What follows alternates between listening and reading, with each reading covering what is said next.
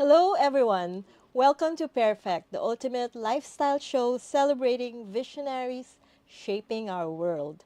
I'm Dinah Ventura, and today we're thrilled to welcome Shaina Moraga, the Business Development Head of SMX. As the largest private venue in the Philippines, SMX is a hub for trade events and exhibitions. Shaina's expertise in event management ensures it remains a leader in the industry. So let's dive into her journey and the exciting developments at SMX. Welcome to Perfect, Shaina. Thank you so much, Nina, for having us here Of in course, of Pairfect. course. So many events coming up. It's Yes. almost the holiday season, right? Yes, Or it's is it September. the holiday season now? Yes, it's already holiday season.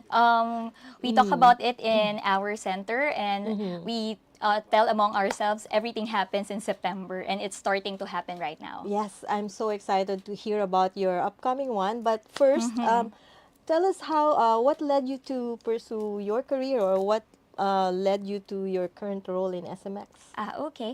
So I studied tourism in UP Diliman, Okay. and then ever since I fell in love with tourism, and that Mm-hmm. is why in UP we kept on doing activities there, projects there, and Uh-huh. that led me to entering events Management. industry, Oh. MICE.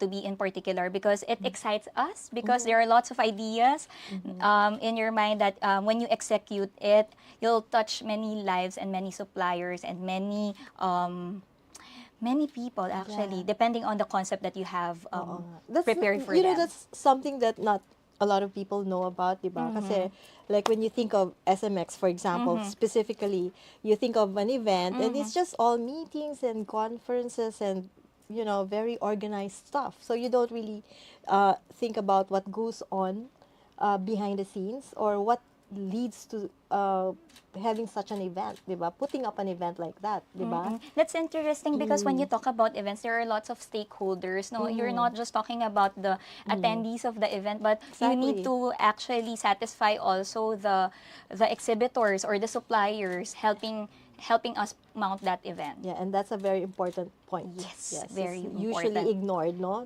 Neglected. I mean, Yeah, sometimes. well, how long have you worked with SMX? Well, I just started this January and Okay. I'm loving it. I'm part of the business development group of SMX Okay. and we're in charge of mounting events and partnerships The for the exciting center. part. The Yes. exciting part. So, has there been any challenges that you've encountered in putting up events like such as those that you have gotten into? I think challenges are really part of events. You'll never Yeah. it's not an event if you don't encounter challenges. So it's not it's something normal that we already expect. And the challenging part actually is to bring in different people to participate in an event because you really need to see the value in it and what's in it for them to Okay. actually participate in such event. I see. But can you explain a bit more about why it's a challenge? That's a challenge because when you mount an event, you just not mount for your own objective or for your own interest. You need to understand also what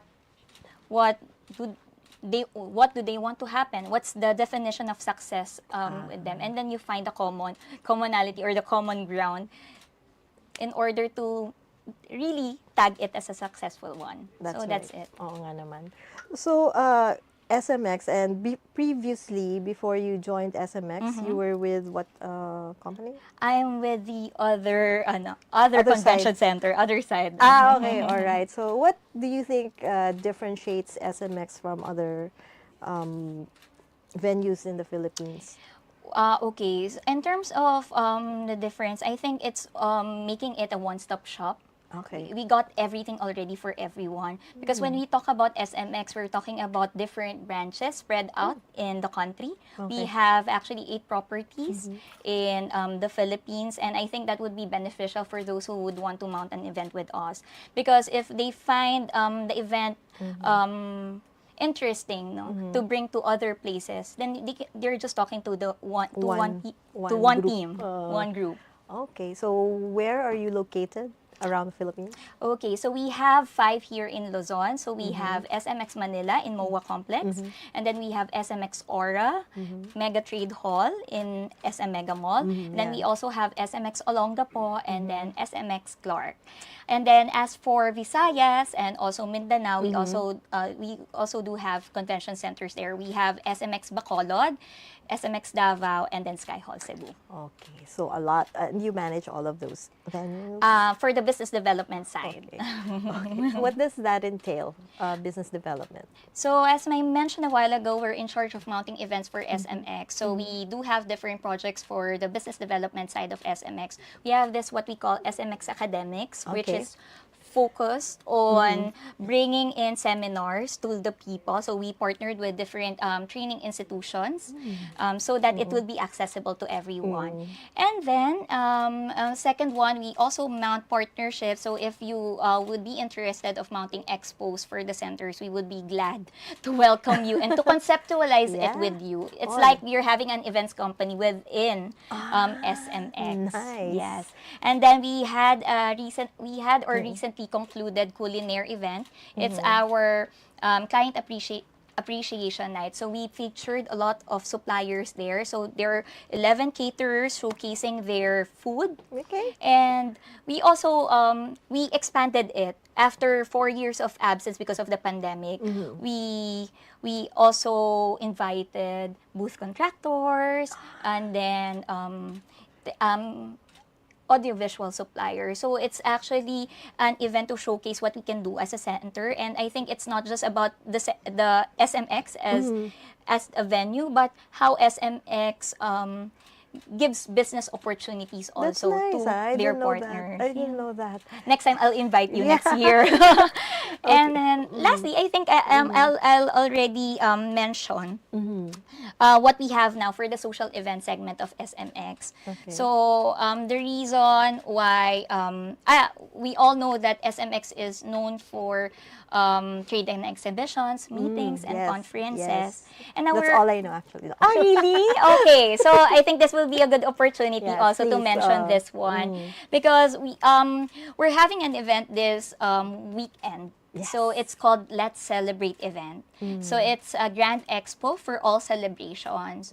So we want to promote SMX that it's also a venue for celebrations. It can be a venue for your milestones, for your birthdays, for your weddings. So from intimate gatherings to big events, we can actually handle it. And the reason we're having this event is because we want to showcase how a blank space can be transformed into an interesting place. Now you'll never see a meeting room there. But through the help of the top tier suppliers we invited there and planners, we'll be able to actually change the look and the feel. look and feel. Yes. Oh, okay. Kasi when I imagine SMX, I just imagine massive rooms, massive hallways. Like, how can it be an intimate venue, di ba? Correct. Oh. But that's the good thing about partnering with suppliers because that's what they really want, a blank space because you can do anything To transform. to transform it. Okay. So, can you describe to us the process of planning a major event like Let's Celebrate? Okay, it entails a lot of months to prepare and lots of people to talk to. So, well, I enjoy the process, Okay. and Let's Celebrate event won't be possible without the help of Go Media 8, who is our partner for this event. Okay. And they help us reach out to the community, to the wedding and events community in order to mount this event. What did it take? Like, what? So, aside from calling so many people, talking to so many people, what else does it take to put up an event such as this one? I think before calling the people, it all starts with a vision. And I'm glad that our VP General Manager Michael Albania was able to share with us his vision or for his direction for SMX Convention Center. And his vision actually is to really show the possibilities of what the center can bring to the people, that any events we can handle. I like that. I like that a lot because you're not limiting yourself to just business-oriented events, right? Yes, that's one thing I learned from this business development group unit. No, if you really want your event to be successful, you really need to take into account the value you bring to people. Nice. Very Yes. well said. So, okay, let's talk about trends and innovations in the industry. Yes. So, what trends in event management are you most excited about? Or Well, tell us. many things actually. In Let's Celebrate event, will be showcasing different innovations, different equipment that you'll see it for the first time. So that is why I'm inviting everyone to to visit Let's Celebrate Expo at SMX Aura on September 21 and 22, so that Okay. you'll see these innovations.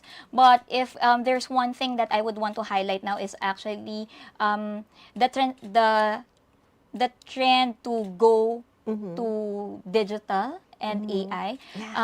I just what I realize is it's not actually a barrier in order to mount a successful event, because sometimes the fear of the others when you talk about going Technology. AI or going Yeah. technology is that it will limit us dun sa true nature of an event, which is interaction, relationship building, Connections. yeah, conventions. But actually, it helps us improve In the what way event ba? experience. Like how? Last time, I attended the MICE convention, which was done also at SMX Clark. Um, there are technologies there that have been highlighted, wherein after the talk they can actually produce already a synthesis or a summary of what was discussed during the talk. And I Okay. think this is helpful for those attendees, because Oo, this you is the reason why they're there. Eh. yeah nga. So it helps speeds up the process of delivering information that's necessary for the tama ba ako or Yes, okay. correct. Kasi dun yung input eh. Dun yung insights, and that's the reason why they're in the event, no? Also to get the insights from the discussions, and at the same time that technology already will help people access the contacts of the suppliers there or the other attendees, so it will be easier Why to are network. people why do they fear such a thing? I mean, it's helpful For the way. AI, Oh. one thing that I noticed is that because there's an impact actually coming from the pandemic, because during pandemic the industry was down Yes. because Wala events. walang events, bawal magkita-kita. Oh. But actually it could if the technology is handled right or managed right, it could actually help us gather more people and bring people to one specific goal or objective. Oh, I get that. I understand. Okay, so very interesting thing you're doing, ah. But before we continue this discussion, we'll just pause for a short break. Okay. And this break is brought to you by Angkas, Beat the Traffic, Bayad Center, hashtag Bigger Better Younger Bayad, and you can buy it all. Meralco, ang liwanag ng bukas. SM, we've got it all for you. Smart, live more today. Union Bank, it starts with you. Tune in to Daily Tribune's show aimed at addressing the needs and problems of our OFWs from different corners of the globe. Hear about their plights and success stories every Tuesday and Thursday, 3 p.m. only on Daily Tribune's Facebook page and Tribune Now on YouTube. Straight Talk dives deep into present issues of leadership, politics, business, and more. Engage in insightful conversations with industry shakers, government leaders, and trailblazers every Wednesday at 10 a.m. only here on Daily Tribune's Facebook page and Tribune Now in YouTube.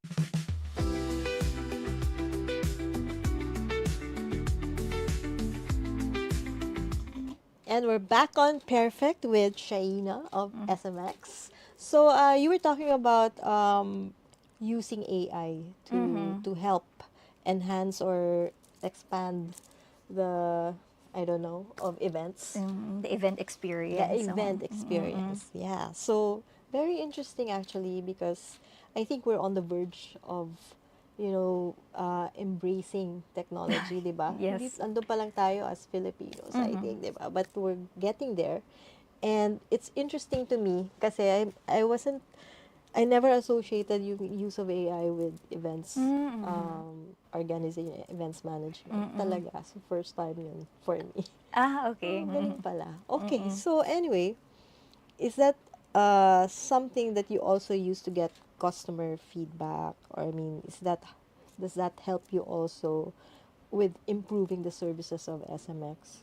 Well, right now we really value Mm-hmm. getting customer feedback every time, every week. We discuss about the feedback Mm-hmm. uh, of our clients, and it Mm-hmm. really helps us because by listening to those feedback, to those comments or suggestions, we're able Mm-hmm. to improve our Yeah. service and even our facility. Mm-hmm. So we take the feedback from the client seriously, Mm-hmm. and that actually enhances the experience further after an event. Kasi the next Mm-hmm. time you do it, you'll consider You've also, learned from you've the learned ano. from Ah, okay. What the kind of things. feedback do you usually get? Oh, Pag ano? most or excellent Ah, feedbacks. yun naman pala eh. Oo, kaya okay din. But of course, if there are some comments, we will really You'll take that will into take consideration. that into consideration and will act on it Okay. immediately. What about technology? We were talking about technology. Mm-hmm.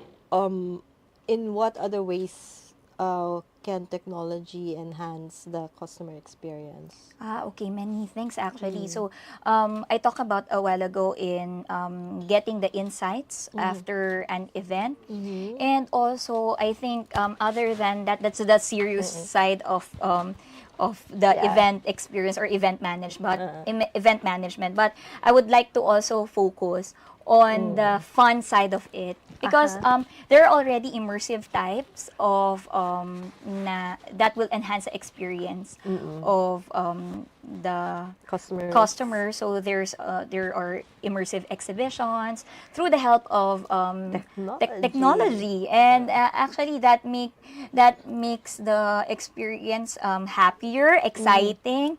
And you'll see it Memorable, on I'm sure. memorable, of Uh-uh. course, because right now we're touching different senses. Right. Parang you're not just focused on what you see. So Mm-mm. you also focus on what you smell, what you hear, what Mm. you feel, and I think that's the whole concept of events. You're really putting a person in a different place or in a different world Environment. environment. Nice. Oh.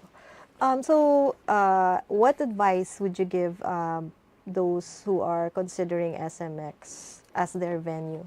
Oh, okay.